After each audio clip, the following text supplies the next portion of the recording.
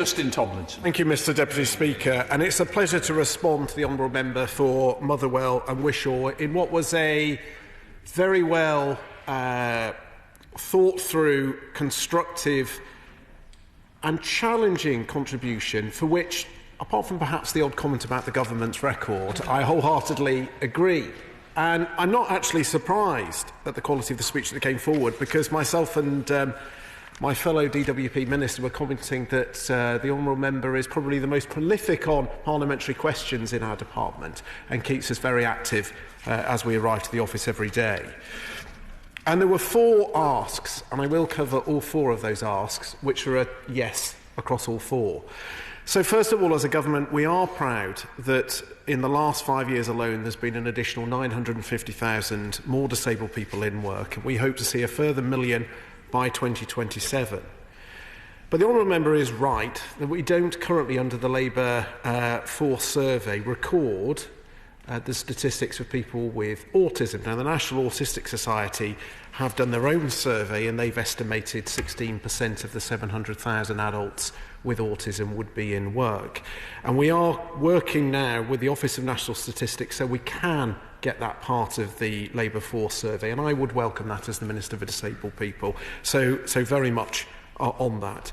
And Parliament often rallies round in cross-party support to raise the profile of improvements cross-government needed to support people with autism. The APPG for Autism has over 200 cross-party members.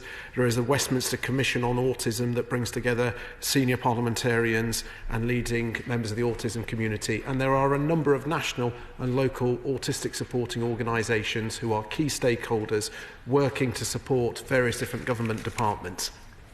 I thank the Minister for giving way and for a very constructive response to my colleague. Would he agree with me that it has been extremely important that parliamentarians undertake the autism awareness training that the All-Party Parliamentary Group has provided, where over 100 MPs, I believe, have already undertaken this training now?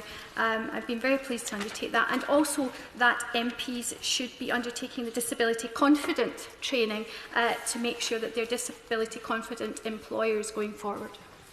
Mr Deputy Speaker, the chair of the All-Party Parliamentary Group for Disability has highlighted 2 incredibly important asks of all parliamentarians, and I wholeheartedly agree that they should all have that training and they should all sign up for Disability Confident. I think many have.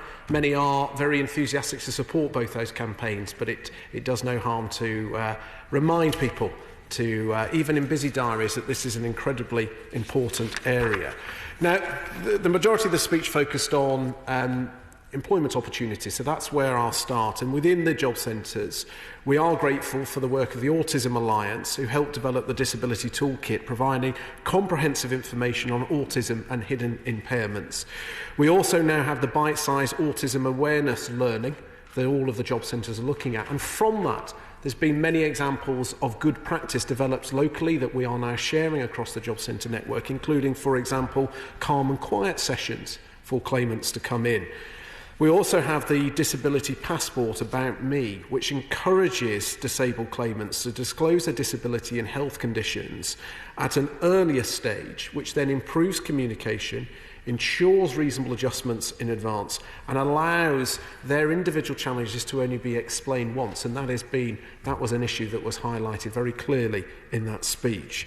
And we have done more intense training on autism and hidden impairments for 1,000 of our frontline staff to make sure there is a level of really high understanding within each of the job centres, and that's something that we will continue to do, and I know that was one of the asks. And what I would say is I would actually like to invite the honourable member in to come and meet myself and my team so we can look at that particular area, so we can have the confidence that in all job centres we're doing everything that we can reasonably do.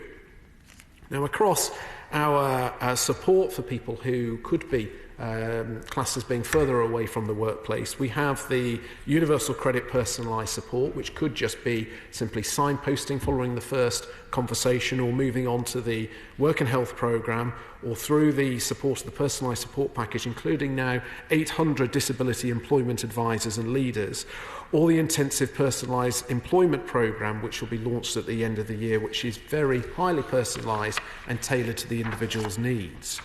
And this is really important because every autistic person experiences autism differently, and many have complex needs or other conditions, such as a learning disability or a mental health condition. So it has to be tailored, it has to be personalised. And one of the best levers that we have as a government is the Access to Work scheme. And again, whilst we will celebrate that 33,800 people, a record number, benefited from the Access to Work scheme last year, up 13%, like with the labour force statistics, we aren't able to record autism, but once that comes in with the labour force, we would also have that within Access to Work. And I know it's not an exact comparison, but we did see last year those with a learning disability where there is a crossover, there was an increase of 22%. And also, as referenced with regards to young people, there was a 28% increase in young claimants benefiting from the Access to Work scheme. And this is really important because it was only in recent years that Access to Work sort of broadened out from just simply supporting people with a physical disability or sensory impairments. And we have now stepped up significantly the support for mental health, learning disability and autism. But it's a journey, and we have a real commitment to go much further on this. And we are working with organisations like the Autism Alliance and exceptional individuals to make sure that our staff have specialist knowledge. So when they are talking to both the employers and the potential employee or existing employee and how we can support, we have the best knowledge of the available technology, the way support workers can help, particularly in the interview process. And I think that was probably the most powerful part of the speech was about interviews. And I've employed disabled people, and I understand by adapting particularly that interview process, because interviews are a strange old process because they never have any relation to whatever happens, and everybody just claims to be very active at sport generally in an interview. But actually it's how will they fit with those roles, and particularly when we talk to employers who are struggling to fill skills gaps, being that little bit smarter. And also through Access to Work as well, looking at travel, particularly if people are anxious and they would find it difficult with public transport. Again, Access to Work can help. So we will be doing far more. And we're looking to build evidence in this area, and we are working with a Supported Business Alliance. It's 57 supported businesses across the country to provide a greater level of additional support, and then in return we can then gather the evidence to see how we can break down those barriers and provide long-term sustainable opportunities with career progression. Giving way, and I appreciate, as has been said, the constructive way in which he is responding to my honourable friend's debate. Alongside the barriers that people with AFCs have to the workplace, they're also sadly more likely to be exploited in the workplace as well, such as unpaid work trials that affected one of my constituents by B&M stores. So I wonder, in light of this debate, whether the Minister might consider the government's position to oppose my honourable friend from Glasgow South's rule bill to ban these exploitative unpaid work trials, so that people with autism and Asperger's, such as my constituent, aren't exploited in such a way again.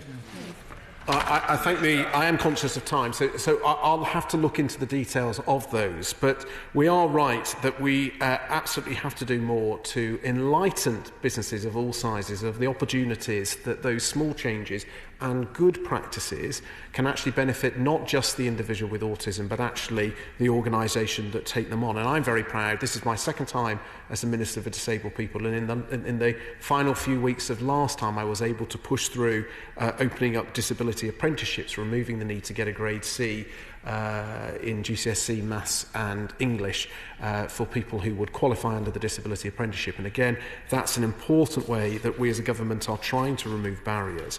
But we must look at providing additional support within the workplace to go beyond the interview, so that they have an opportunity to demonstrate their skills. And through our Disability Confident campaign, which now has over 12,000 businesses signed up of all sizes, we are looking to share best practice And I think we can go further than that, not just by recruiting more organisations into the Disability Confident campaign, but looking at organisations like HSE, and to a certain extent this will help support the Honourable Member's point he's just raised, that they are very proactive at engaging with businesses on safety. So it is a given that within the workplaces that we have a safe environment. We're world leading on this, and other countries turn and look at our expertise. Well, we need to have the same on health, and that includes empowering particularly small and medium-sized businesses who don't have personnel departments, HR departments, so that they can have the skills and the confidence to make those small, reasonable adjustments that is a win-win for all. And I had the pleasure on Friday, on part of Employability Day, of visiting meeting firsthand both employers and individuals who had overcome those barriers, and what a transformational difference it made to those individuals who were enjoying that opportunity to be able to contribute, and to the employers who had struggled to fill gaps and now had benefited as an organisation. Yes. I'm just sitting there thinking about the best way of doing this. Honourable Lady has put forward some suggestions. I'm wondering, when it comes to organising the training for the potential employer, for the young child, the young person, young man and woman who has autism, would the Minister consider maybe using the influence of the parents and families to enable that training process to be maybe more easy for the person who has autism, but also for the potential employer as well? Minister. I thank the honourable member, and absolutely I agree. I think in all parts of accessing services, applying for jobs, actually having supportive individuals, again, is a reasonable adjustment that a good employer, a good organisation, a good government should take into account and should encourage.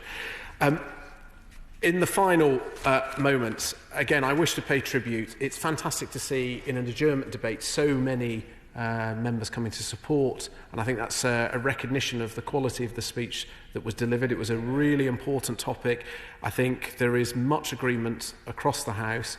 I'd be very happy to meet further to discuss what more we can do. This government is determined to make a real difference in this area, and I'm absolutely thrilled to see that there is cross-party support for that, and together we will do everything we can to unlock every individual's talent so everybody can benefit from the growing economy.